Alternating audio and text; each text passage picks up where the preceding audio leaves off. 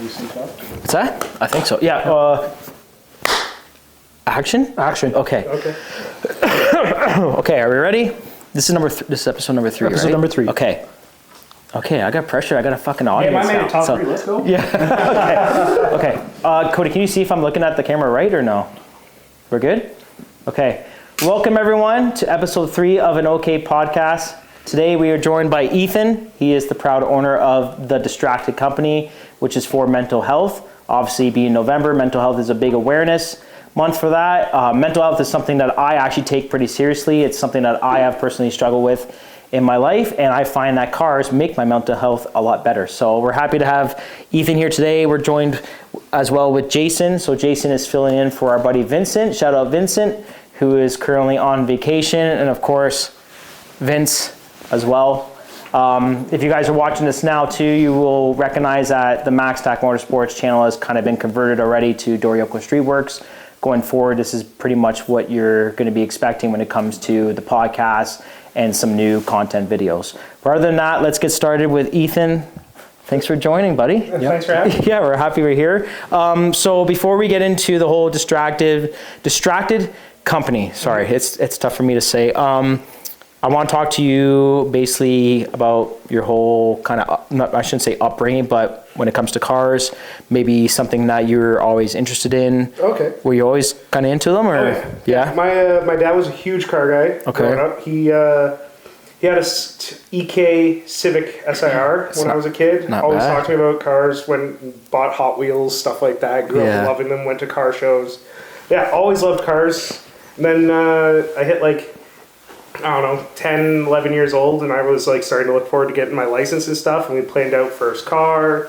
Then I got my license, and it was just cars. So it was the main thing. What was your first car? 1999 Honda Civic sedan. Wow, okay, it's better than most, I guess. Some people still drive Dodge Caravans around, so. 2 Dodge Caravans. Buys another. I'm out of here. Yeah. Nice, man. So, when you got your first car, were you someone that went to meets and stuff like that? How did you approach the scene? I went to meets, cruising around with friends, and if I saw a meet, we'd just stop in. Yeah. Went to this guy's meet once or twice before he knew me. Haven't been able to get rid of it. Got stuck with me. Yeah, for those that are watching, so Jason and Ethan are really good buddies and stuff like that. Yeah, basically. Okay, so what was the first meet you took the Honda to? Oh God, I think it was the classics meet at the Canadian Tire in Orangeville. The Boomer meet. Okay. But I was there anyway. Yeah. I thought the first meet you took it to was the Aaron Scrapyard. Oh, yeah. Oh, jeez, of course. No, that's where the Tiburon is. Right? Yeah, the Tiburon's over there. Yeah, the people haven't let me down for the Tiburon. So no, that's cool, man. No, I'm happy. So when you had that Civic to start, did you do it up at all, or? It was lowered.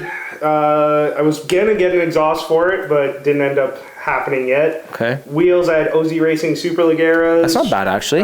Dude, for a first car, that's at least authentic-ish. Oh, yeah. You know what I mean? Pretty good. E&M short shifter. Yeah. A really fake Deafy tachometer. Okay. That was bolted to my gauge cluster on top gosh. with a massive shift light.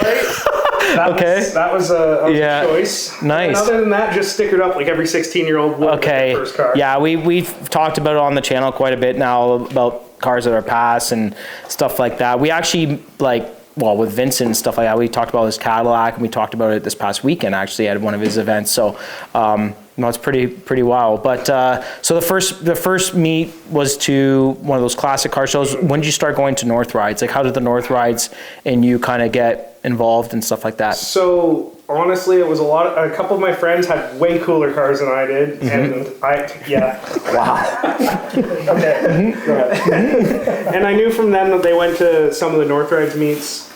So I went to 1 or 2 of them with those friends from high school. Yeah. And then the North Rides stuff kind of shut down because of COVID, stuff like that. Yeah. So it kind of died down, and then car meet season kind of quit, and I went through a couple different cars, and then it started back up at the end of COVID there, and that's when I had my 350Z that I have now. Yeah. I was taking to his meets. Yep. So for the 350, I like it. I've seen it many times. Do you have major plans with it, or Honestly, right now, performance-wise is pretty set. I want to do some cosmetic stuff, maybe some different wheels, some carbon fiber, the hood, maybe fender, stuff like that. And then down the line, if I do keep it, I would like to swap out the VQ for an RV. I feel like wow. Okay. Yeah. But that's way Dude, that's not bad actually. I'm on top. I'm with that. That's definitely a lot different, right? So, what was your first impressions of going to North Rides with the owner of North Rides sitting right beside you? Meats are cool with the owner. The meats are great. Yeah. The owner's something. Yeah. No, that's good. No, it's honestly, it's my favorite meet, and it's honestly one of the only ones I actually enjoy going to nowadays. Yeah.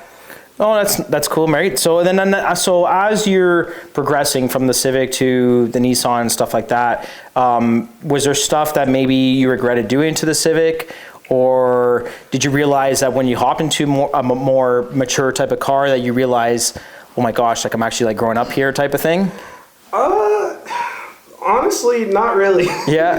It was just different, like, because I went from the 99 Civic to a newer Civic Si. Yeah. Okay. And that felt like I matured a little bit. What generation was that? 9th gen. Okay. Yeah. So what, basically what Vic has, right? FG? I don't know if it's FG. Is it FG? FA. No, I think FA. I think FA is 8 gen. Okay, I could be wrong on 9th gen. that.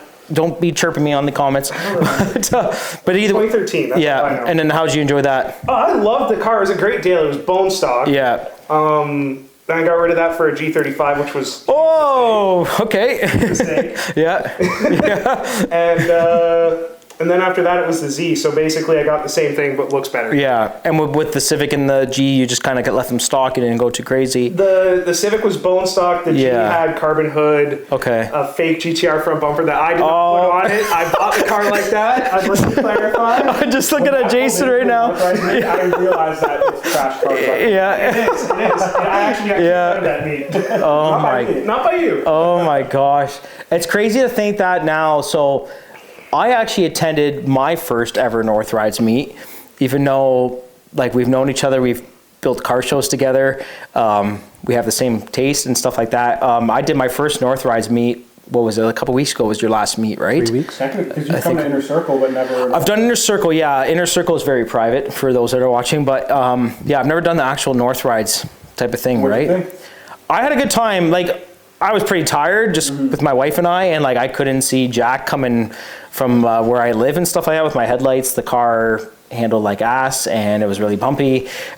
That's because I never drive it, right? But I honestly had like a really good time, and we did some bonding and stuff like that afterward and whatnot, which was pretty cool. But No, and it was cool. Like, Yeah. I got to know Ethan through North Rides, and one thing with the North Rides meets, we try to have a little bit of everything. Yeah. So at the time, I just had my 73 midget. Yeah. And Ethan Z, we'd always park up together. Okay. And we would have some other people, like Danielle's IS300, a couple newer Subarus, and this guy, a friend of ours, Mitchell, had a Viper. Oh, and wow. we'd all really? park up together, and it was just the most eclectic group of cars. Yeah. And there's a lot of groups that are either JDM only or Euro only. And I think people that come to North Rides, it almost helps expand their taste. There's a lot of people that I am a Mustang guy, I'm a Subaru guy. Yeah. Which, if you're a Subaru guy, shout out Cody. it kind of, at least for me, I went from when I first started North Rides, I had a Mark V GTI, and since then I've had a 71 Type 3 Volkswagen Fastback, Yep. W108 bag Mercedes, and now a 944 and an Acti, a little bit of everything. And I think when Ethan and I have spoken about different kinds of cars that he might be into, I think your taste has changed a lot. You've ruined my I taste. You've been looking at Dodge Caravans. I have not been looking at Dodge Caravan. No, you know what the weirdest one was? That what was it? A Mercury Sable. That Oh, Jesus. wagon. Perfect. What's wrong with that? Yeah. I know that, but V6. yeah. Twin, What? I don't remember. It had like 2-something horsepower. Yeah, it was like 210, something like that. It was 2 something. Yeah, a Mercury though. I mean, Mercury does have like motorsport heritage with the XR4 XTI or something like that. That's you're thinking Merker. Is it Merker? You're thinking Cosworth Sierra. Yeah, I'm thinking. No, I am. I'm thinking Merker. So that's the Cosworth Sierra. That's right. Yeah. That's right. That's like IMSA GTU days and stuff like that. So you're thinking like back in the 60s, 70s when Mercury was racing the Cougar XR7, that's right. the stock car. It would have been a Trans Am car probably around that time, right? So, but yeah, for those that are watching too, again, so we're in a different setting today. So this is Jason's. North Ride's garage as we're here with the brand new 944, brand new, and then the Honda Acti, if you guys can see it up top. But okay, so with the 350Z again, so I've seen it. You've ripped it around and stuff like that. Japan Classic next year. Do you think you'll track it? Probably not. Probably not. People trying to convince me. Yeah. I know where you leave your keys. Listen, He's on track. He might not be driving. No, it's only fair. He always steals steering wheels, so he has to track it. do you actually? Fair enough. You know what? That's a good point. Yeah. I what's it called? I have a knack for using people's cars at Japan Classic, so I might have to. The Acti's going on track? That doesn't count. No, come on. The 944 goes on track. Yeah. It goes 9/10. I'll do it. I'll need an FC sticker for this. There you go, right? So what when it comes to like the whole modding and stuff like that, again, most of the podcasts, or I guess the two podcasts we've done so far, we talk about car scenes. So I'm trying to not repeat the subject as much, but for you, when it comes to like the mods and stuff like that, what's something that maybe when you were younger, maybe even now, like what's something that or I should say a mod that you really try to like gravitate towards? Like some people love wheels, some people like exhaust, some people like headlights, some people like different things. Is there something? Jason's laughing, so it better not be Plasti Dip. Is there something? I was going to say a brand new battery. Oh, jeez, okay. Coolant. Oh, jeez. That's a VQ joke, I guess, eh? Yeah. Or on all of his cars, I see big titty anime stickers. It's not true. Not true. Yeah. Oh, it's jokes. Nice. But yeah, is there anything that you gravitate towards, or? Honestly, I've always really liked like tires that have a lot of sidewall, like a tracky. Okay. So like a meaty type of stance. Yeah, like a meaty tire setup. Okay. Over like the rubber bands, but like stance. Like I don't like stretch tires really. Yeah. So I've always liked the track kind of look. Okay. Even though I don't track my car. Not yet. Not yet. We'll convert. You're not the only one that doesn't track the car that looks like a track car, right? So, but like, do you have like a dream? It's a Z33 that the Nissan 350Z is, right? Is it Z33? Is it? I guess. I believe so. Is there? 32. I always forget. No. 32 is 300ZX. Yeah. 33. Yes. Is there like a dream build that you have, like for 350? Like, what brought you to the 350Z? Honestly, I was looking for something different than the G35, and for some reason I thought 350 was totally different. You bought the same car, bro. Exact same car. Yeah. So it just looked a lot better. Okay. It does. They do. Yeah, they do. Yeah. They still sound the same, but yeah. They sound the same. They drive almost the exact same. The only difference is the G's a bit higher top speed. The Z's a bit torquier. But other than that, basically the same car. Yeah. It's just, I think the Z looks so much better. Yeah. I agree. Okay. I love the look of the Zs, and I kind of wanted a Z when I bought the G. Yep. But the G was just a really good deal at the time. Okay. And then I found the Z, and it was a good deal for the time. So I sold the G and bought the Z. But nice. honestly, dream build, I don't know. I'm not a huge fan of the wide body look. Okay. And so like a Ben Sopra kit would kind of be out of it, or I wouldn't do anything like a Pandem kit. No. Yeah. I'm pretty happy with how it sits now. The only thing I'm considering doing is the carbon fiber stuff and maybe bags. I was just going to say, you mentioned last year, I think you wanted to do the carbon fenders and hood. Is that something you'd still be interested in, or just not? Definitely doing the hood. And there's a carbon wing I've been looking at. It's like a little duckbill I've been looking at. It looks really good. Nice. But the fenders I'm still on the fence about. I don't know if it's going to be too much carbon on the front end. Right. Because sometimes that like wrap around, but the bumper's not going to be carbon. So it might be a little bit off-putting having just a blue and then... So I was thinking about paint match carbon if I was doing the fender, so I get a little light and some carbon showing, but I don't know, that's kind of a play it by ear, but the hood and wing definitely gonna happen at some point. We actually had, so like DX10, we had, and I'm not a big 370Z guy, but we had a 370Z there that had the carbon fenders, and it was like, I'm not gonna lie, it was spectacular. Is that the white one? No, it was yellow. Okay. It was actually yellow, so, but no, that's cool. Like I've never been a big 350Z type of guy, and there was a time maybe, but I do appreciate like a proper build. If you get and like it's a good proven track car. Like we've seen it in was it JGTC, right? Yep. We've seen them prove themselves in that. Look at Sasha with his. Oh, Sasha Ennis, yes, that's a guy. Sasha, I highly doubt you're watching this right now, but if you are, we'd love to get you on this show. Seriously, I've been following Sasha for a long time since Casual Touring Car days, On Point Dyno, and the whole Kells build is just nuts. If we do have any sort of people that are watching it from potentially the States and stuff like that, they'll know him from Grid Life. It's quite a build. Do you know Sasha's build at all? No, I don't actually. It's basically it started off as a 350Z, which is still kind of is, but he's gone to the limit now where it's like fully built motor. He has some sort of KERS system in there. So Formula One technology where he has like a hybrid. Yep. I think 4-steer steering as well. And it is a track monster, like seriously a track monster as you take a sip of the monster. You know what I mean? But okay, so let's try to get into what is the big topic here. Again, it's November right now, November 3rd that we're filming on. Correct. At the moment, right? Yep. It's getting a little cold in these areas. But let's get into the whole distracted company, mental health. Again, mental health for me is a really, really big deal. Not a lot of people know this, but I was diagnosed with BPD quite a while ago, something that I do struggle with. I find that cars makes me the happiest. But let's talk about your company, how it came to fruition, and how you designed it all. Okay, so I was in college at the time. Okay. And I was working on some project. I've been up for like 3-4 days straight, like no sleep. Yeah. And I went for a drive and just kind of thought like, I'm stressed, I'm sad because I'm just not sleeping, I can't sleep. So I was like, I don't know of any company that like focuses on everyone, because there's companies that do like singular groups, but I wanted something for everyone, because everyone has something going on. Oh, especially nowadays, like, I mean, it is crazy what's going on nowadays when it comes to, I mean, home invasions, carjackings, all that stuff. It is a frightening time, especially in an area that we never really grew up like that. We never had that type of stuff, right? You could leave your doors unlocked at night. Seriously, it's wild now, right? But no, continue on with it. So I just kind of thought to myself, I wanted to do something that could possibly help everyone, or try and help everyone in general.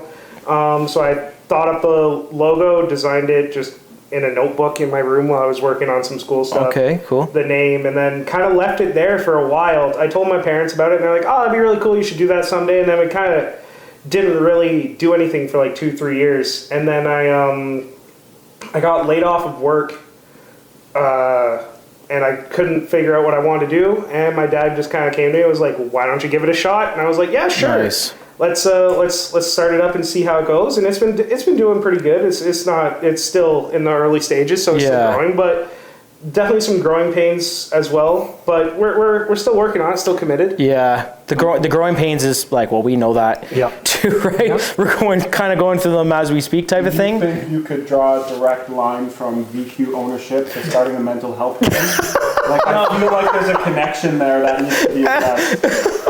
I don't know very many VQ owners who aren't depressed. Okay. I'm sorry, like the card is it out in you. It's a very No, and I know it's something we've talked about as well, because at least once a year I like to make a post through North Rides addressing mental health, men's mental health, because I feel like that's not addressed as much, especially in today's society. And we've talked about working together on future projects to help get the word out there. And it's one of those things, I think, especially in the car community, people's cars, they tend to be a form of self-expression.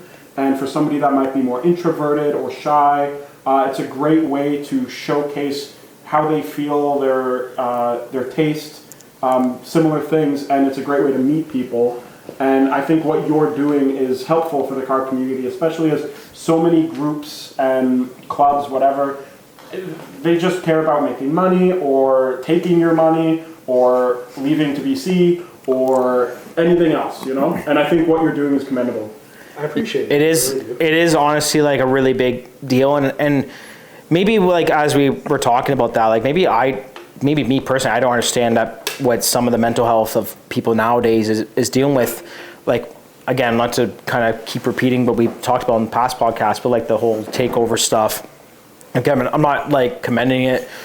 It's saying it's okay, but you know, you never know what people are thinking. But as far as like the whole like distracted company goes, like, so like, what's your like end goal with it? Like, how do you want to like, do you want to address it in like when it comes to like some sort of like mental health fundraising or KMH or something like that?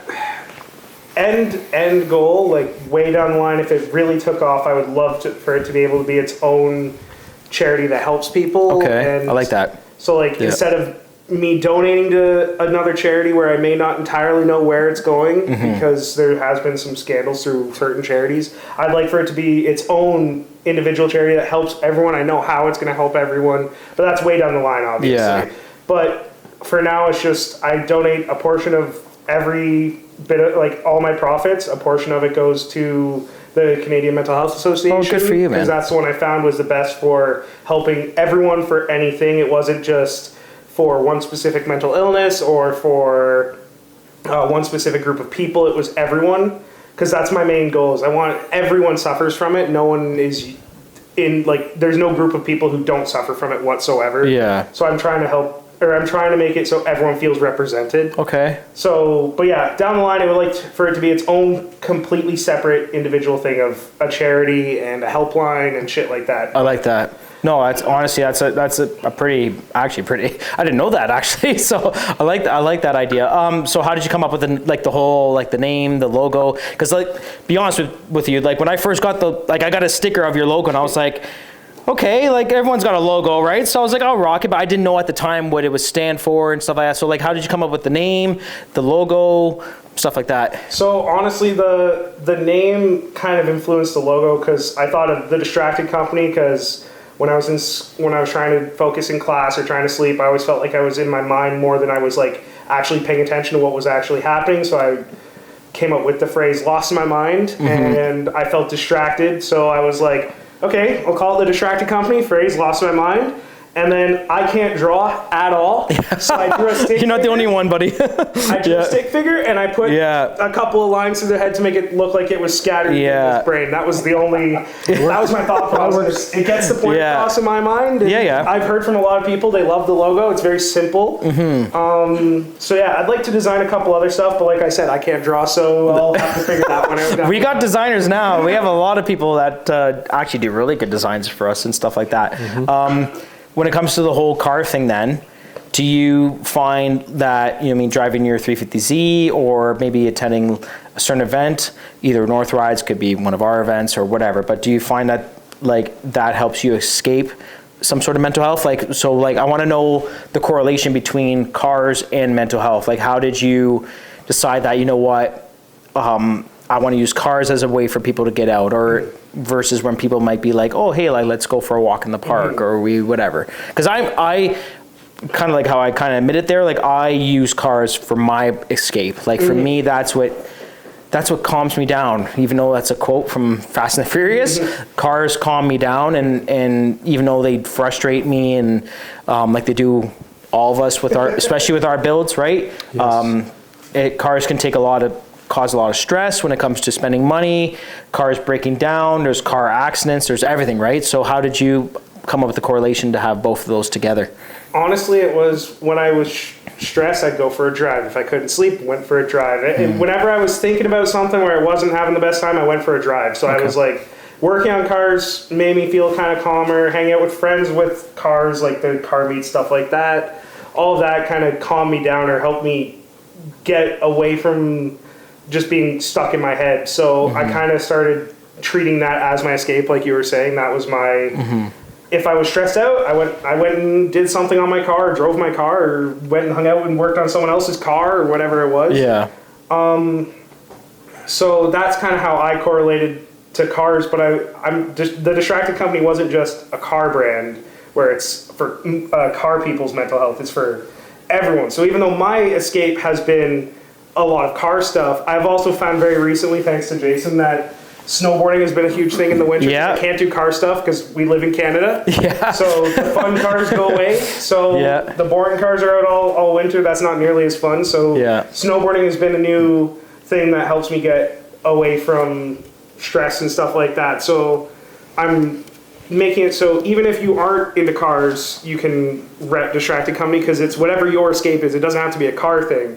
It's just, for me personally, cars have been a huge thing. And if you are experiencing something that you don't know how to deal with and you're stressed and you won't need to escape and you haven't tried cars, if you want to get into cars, see if it helps. Honestly, that's actually a really good point with that, because you never know what gets you away from the state that you're in. Mm-hmm. It's funny you mentioned snowboarding. So I used to actually snowboard quite a bit. I still do. I still have my boards. I still have my boots and all that stuff. I rather enjoy it. Just with my job, it doesn't really allow me. Usually when it's snowing, I'm usually working. Mm-hmm. But I've had a couple big wipeouts over the years, which might explain a lot. I was thinking you said it. You know what I mean? I've done some sea rails and rainbow rails that have really hurt me and stuff like that. But I actually thoroughly enjoy snowboarding. And then obviously the cars is the same thing. When it comes to, you mentioned about going for a drive, people that aren't from the area might not understand what we're talking about. Do you have a favorite area or favorite driving road that really you kind of become one with your car, one that really clears your mind? Is there a certain area? Honestly, Hockley Valley Road is a great one for me. I love just cruising down Hockley. Forks of the Credit's another good one. Yeah. And then honestly, I used to just cruise up and down Highway 10 quite a bit. Even though it's just straight and kind of boring, it was kind of nice just to drive.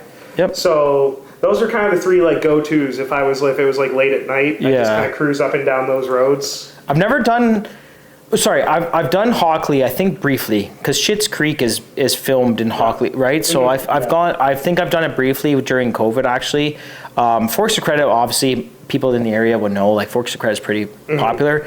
It is kind of dumbed down now, so it is hard to kind of rip it around. Do they still have the speed bumps there? No, it's those it's the bollards.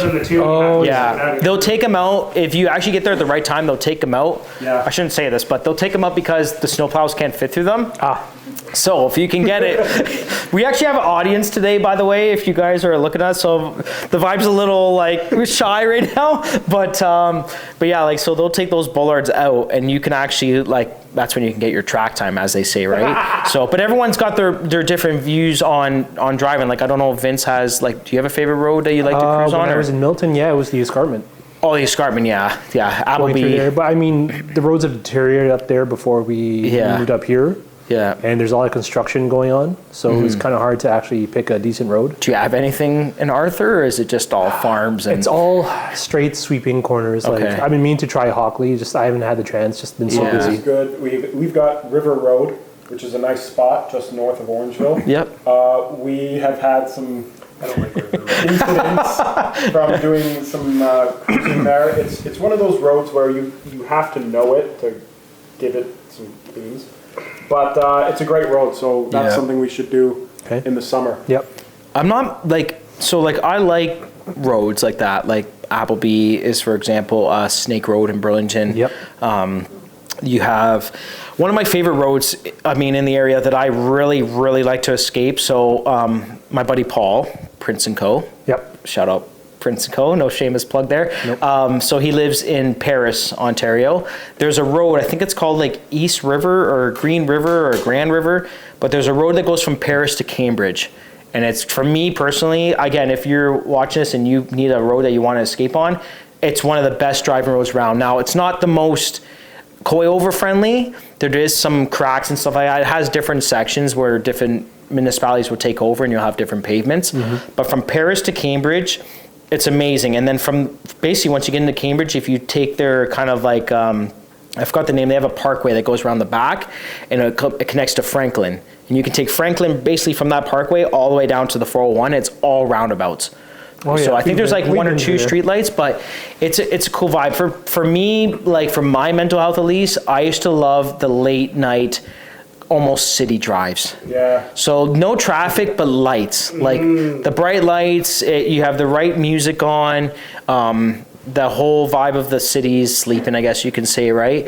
I got some people nodding in the background here. But yeah, it's I love that type of vibe. And then obviously the track. the track is a big thing where I do stress out mainly because I'm driving other people's cars, but I find the track and being at the track is a big thing. But going forward in the future then, we did talk about how you want to do a charity and stuff like that, but when we want to talk about maybe 2025, maybe 2026, what's your goals when it comes to maybe keep upgrading the car? Is there like another car that you maybe like to get into? Honestly, oh no! Don't say it's a Tiburon. I'm not buying a Caravan. No, it's not. That's not happening. It's user friendly. Yeah. Exactly. Yeah. Well, we are sitting. Are these seats from the Caravan? Yes. Okay. You guys can't see it, but we have seats. Like basically, Vince and I are on lawn chairs. Yeah. Because that's all we can afford right now, and we have actual like seats from a Caravan. Yeah, but seats out of a Caravan. yeah. But continue on. Man, like I've been saying, the kind of couple things I want to do to the Z to make it like finished in my eyes for now until I can way down the line afford the RB stuff. Yeah. But another car, I've been wanting to get out of my daily and get into an SUV to help bring stuff around, help with going to snowboarding where the weather's kind of bad because, once again, Canada. Yeah. Snow sucks. Yeah. I'd love to get a Lexus RX 350. Okay. Really big into those right now. I like that actually. A little different. Well, I shouldn't say different, but yeah. Interesting. So when I met Ethan, he was all manual only, wagons only. Yeah.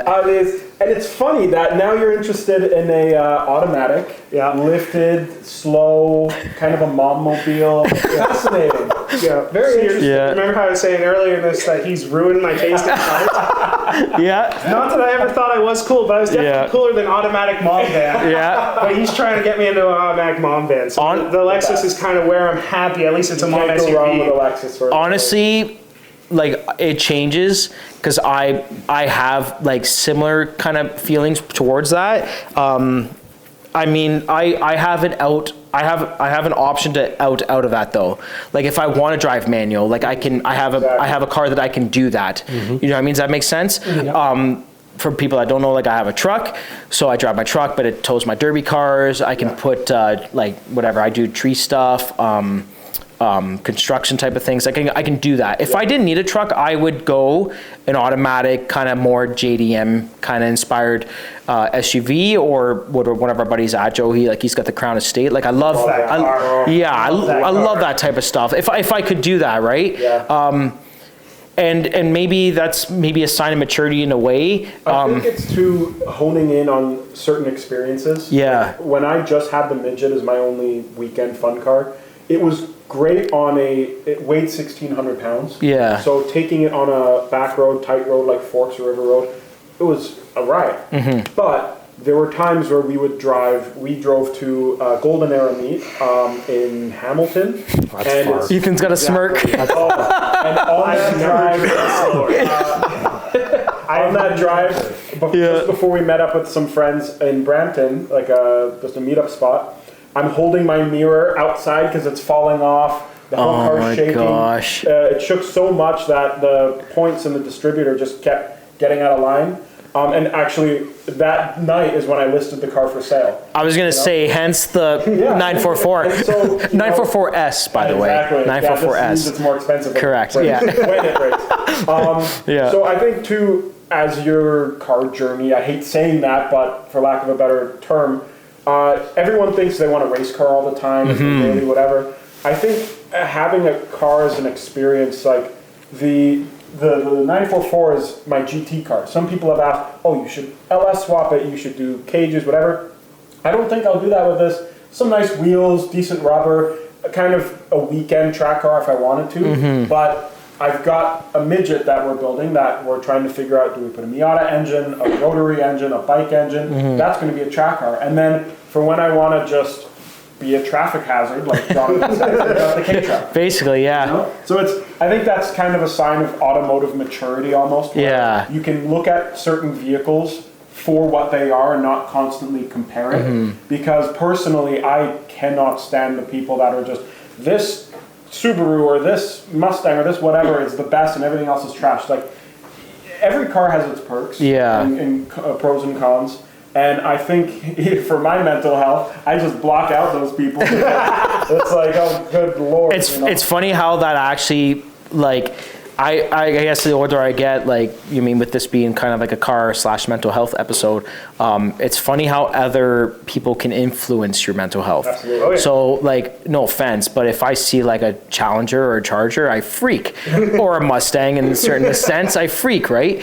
It depends, but I know what you mean about the automotive maturity about it. Like, I'm kind of leaning towards more of, you know what I mean, like something I can bring my kids in, something that I can enjoy while still having that way to get out of that with either the RX-7 or the Acura. But like even like Vince is like almost a perfect example because he has something that, you know what I mean, with the Corolla that on a regular street, like it's like Saphir Cohen's on it, like it's got a lot of suspension work, but he does have another out that he can kind of enjoy, right? I think it's out of necessity. Yeah. As you get older and as your life changes, you buy the cars according to what you need it for. Right. Correct. Having something as an outlet to express yourself is a great bonus. And it's hard here having a fun car in the north, but at the same time having a decent daily driver. Correct. You're not always having to turn wrenches on all the time. It's tough. Yeah, it definitely, honestly, you mean goes a long way. And with you saying about the GT type of car, I agree. Like I don't drive my car often. When I do, it is a little bit rough and it's really loud, which is why I'm changing quite a bit of things on at the moment. So weekend, a friend of ours, Andrew with the 240, he organized a great cruise up north of Barrie. Dude, I saw pictures from that. I look real fun. In I was one day, so we jealous. did over 500 kilometers, and I went from up north straight to Oakville, then back to Orangeville. You guys drove to like Severn or something. Yeah, Point 7. Yeah. Oh, that was Big Shoot. I was gonna say. Yeah, I didn't even know. It was great, but that's something I definitely couldn't do in the active. No. I couldn't do in the midget. So having something that is specific for one type of car enjoyment. Yeah. Long drives with the friend. Like we're planning a North Rides camping trip next year, whether it's a cottage or just camping out by a lake somewhere, one of these provincial parks, and we're all going to bring the fun cars. Nice. You know, that's something like that. Just having a trunk is that I don't have to keep spares of everything like I did in the midget. And every fluid possible. Yeah. Whichever oil was on sale because it leaked so much oil. Yeah. It allows me personally to enjoy different avenues. It's hence why I have a Dodge Caravan. They are not cool, but snowboarding, I can bring 8 of my friends, load all the gear on the roof rack, and for a specific purpose, which is to go with my friends and enjoy this activity, I don't think there's anything better. There's cooler vehicles, but that specific thing, it's perfect. My daily, an old Lexus.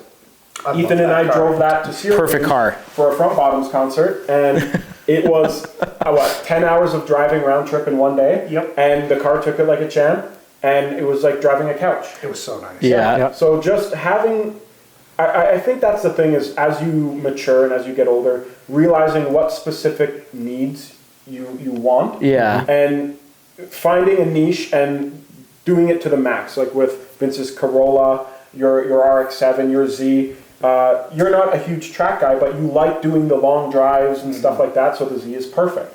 If you were to do a track build, I wouldn't ever suggest you do anything to your Z. Buy something lower horsepower, lighter, and have fun with it. Seriously. Yeah, something you could just whip it around and really don't have to worry about, it's stuff breaking. It's funny how I wish I could have told that advice to my younger self. Right. Because again, going back to kind of the mental health thing, like when you're younger, like you want to accomplish so many like things that are going on. And we see it nowadays with cars that they try to accomplish every trend. I saw one, it was, what was it the other day? It was like a Subaru or something like that was for sale, or Nissan or something like Sentra. And it had like the rally armor or mud flaps, the big roof rack, the massive wing with the stupid end plates on it. And like, it was just like, but then again, you never know what that person is going through. They could be, maybe they really want to fit in that bad, right? Whereas like when we get to our age, you're kind of like, you know what? Hey, I want something a little bit more comfortable. Now, that being said, like I wouldn't get rid of my coilovers for anything type thing. I still want my Mazda to be fun, you know what I mean? Especially on those roads that we kind of talked about and whatnot, right? But yeah, you want to also be able to buy something that really you can kind of dial in for certain stuff that you do and something that makes you happy. Tying this into the mental health aspect, I always felt bad when I'd be cruising with everybody in the midget, and I couldn't do a lot of the car things I wanted to with my friends because I either felt like I was holding them back, or I remember once, I think it was a bubble tea. I see Bo shaking his head over there. I remember one of the bubble teas. I think you and someone, I had to have, going from the 410 to the 403, I had to have someone in front and behind to guide me to merge because I was tapped out at like 95. Yeah. And it's just having a vehicle that I liked, but I couldn't enjoy that, using... Couldn't leave town. I couldn't leave town. I couldn't use this thing that I enjoyed to kind of do those city drives and stuff like that. So I think it's important to recognizing, okay, if you found this avenue, this outlet, whether it's cars, snowboarding, sports, whatever it is, but say maybe the people that you're associating within that group you don't get along with necessarily, you're trying too hard to fit in, it's important to look back and say, okay, I enjoy this thing. It helps my mental health in that aspect, but maybe this kart club, they cause me too much stress. Maybe these people cause me too much stress. And at least that's where myself with North Rides and Doryoku as well, I think it's not, I don't want to use the words accepting in the sense of like, it's not like we just want every mom car to be a part of the group, but you as an individual and as a person, we're not going to judge you based on, not everyone can afford to do the crazy builds or anything like that. But if you're not an asshole, and even if you have a BQ, we give you a pass. It's important. Just make sure if you show up in a Challenger or Charger, we know you got approved for 96-month finance. No, you're not. Just please take the stupid bumper guards off. That's all I say. Bumper guards off. That's all I ask. Right. You can be the most mental problem person, and I will be there to console you as much as you want. Just take the stupid bumper guards off. I agree, though. I know what you mean. I think it's important. Like there are a lot of groups in the GTA that I won't bring a car to any of their shows, and I know the same goes for you. There was a large show that happened just at the end of the summer, and as soon as we saw who was affiliated, I just I'm good because they support takeovers. They are encouraging things that are harming the car community. And like you said, Wade, not to harp on this topic again, but it is important, I think, to, within what you think or have found that will help your mental health, it is important to realize and self-reflect that not everybody in that community has your best interest. It's important to realize you are, as an individual, deserve to be around people that treat you right. Correct. And just because someone might have a really cool car does not mean they're a great person to be around. And if you're trying to find an outlet like cars that you want to improve yourself, because you can be around the coolest car people in the area and it could be affecting your mental health because 100%. They're down or they're taking advantage of you or anything like that. And I think it's important, whatever outlet anybody chooses, be sure to step back and think, are these the people I want to be around? Like, I have to deal with Bo. Like, he is to tag along for North Rides, but because Danielle is my friend, I've learned to accept Bo for who he is. For those that are watching right now, for those that are watching now, we have two different photographers because we're trying to bring you a more quality experience when it comes to the filming. So we have Cody and Bo for this. This is their first time right now that are helping us out with the filming. So Bo and Cody are both really good buddies of ours, but yeah, we're just giving them a hard time. But I agree because there are groups, and again, like it could be the pressure, it could be what the scene is now. Like, hey, like I'm stressing about getting a trophy. I'm stressing about this. Some groups, if you don't get a trophy or you're not trophy driven, they might kick you out of the group or realize that it's not for you. You know what I'm saying? So, but yeah, as we kind of like wrap up here. You mentioned about going to like meets and stuff like that throughout the year. Was there any meets that, I'm not trying to shameless plug this stuff like that, but was there like meets that you really enjoyed? Why was it DXN? Obviously, well, DXN, but you know what I'm saying? Like, did you enjoy, like the vibe of stuff like that this year? Was there meets that maybe you were turned away? You don't have to name names.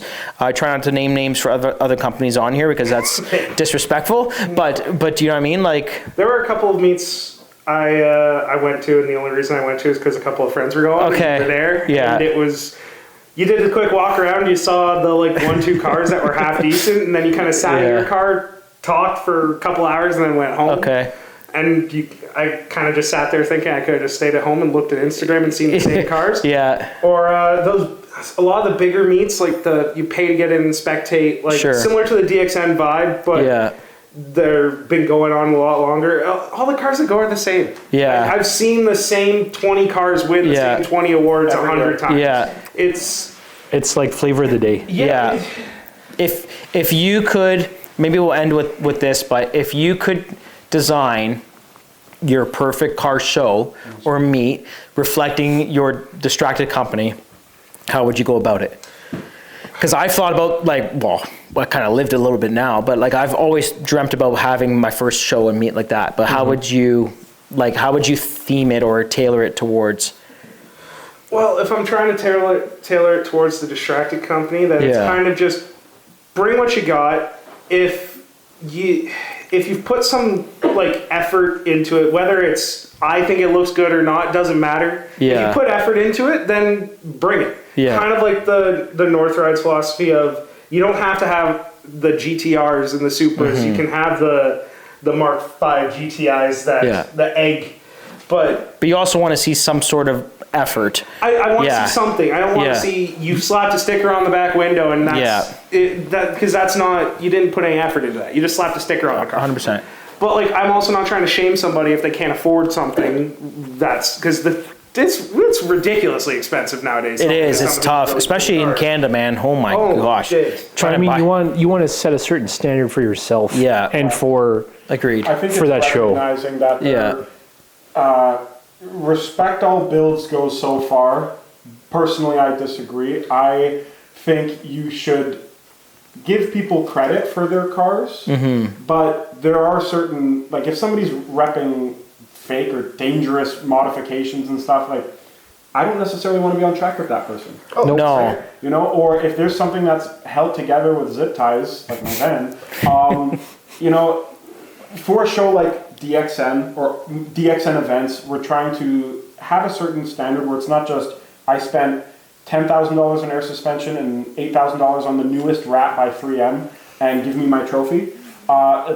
There are plenty of other shows where you will win every year. Yep. For us with DXN, at least like we've spoken about, if you win a trophy at DXN, you've won your trophy and that's it. Yeah. Like we want you back at our shows, but it is a matter of it's not just trophy hunting or this or that. There are shows that have 50 different trophies. And best lady-driven Mustang built on a Thursday. It's just it's not everybody complains about society today, and it's a participation trophy in society. And I think we should strive to put some type of standard back into the car community. That being said, not everyone can, like I can't afford to, you know, do some crazy turbo LS swap on this wide body. Yeah.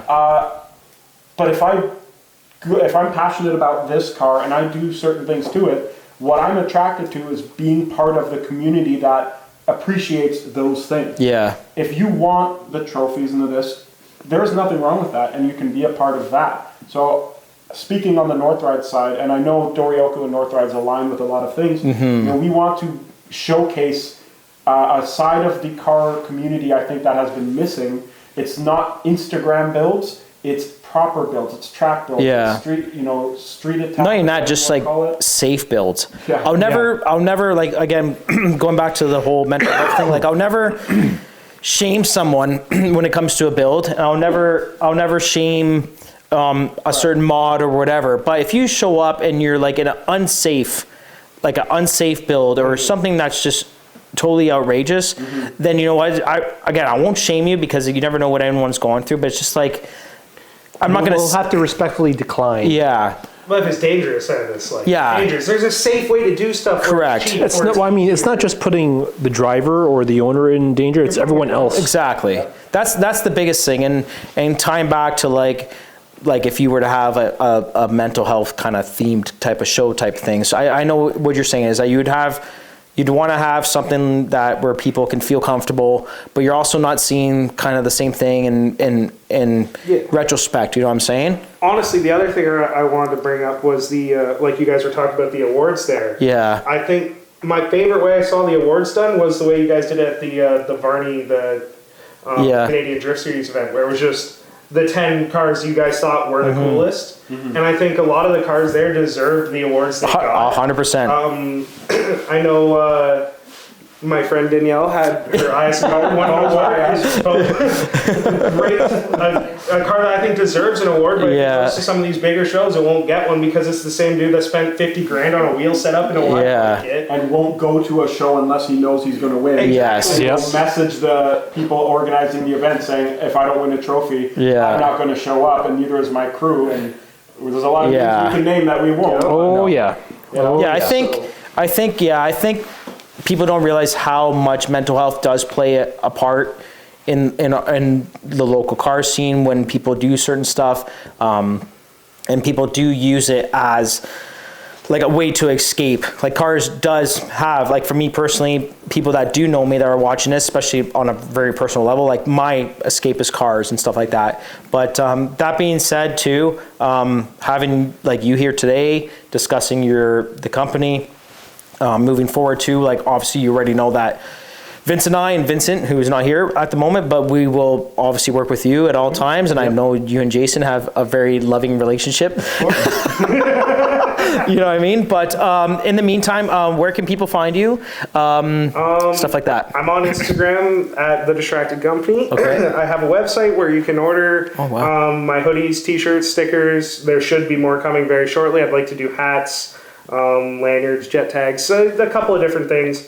But yeah, at The Distracted Company on Instagram or online. I have my own website. Perfect. That's the best place to reach out. No, we definitely appreciate having Ethan today. And again, because it's November, we really wanted to kind of focus in on this. So I hope you guys obviously enjoy the episode.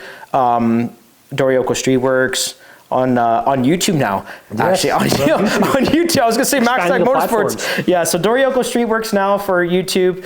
MaxTac Motorsports on Instagram. Northrides.orangeville, right? On Instagram. Kaizo Supply Co. I usually plug like a ton of people, but we're basically all the same. DXN events. Yes. Not the invitational, because we're going to do more events. So, but yeah, anyways, guys, if you guys did enjoy it, make sure you comment, subscribe, like the video as always. I'd like to thank Vince again for being here.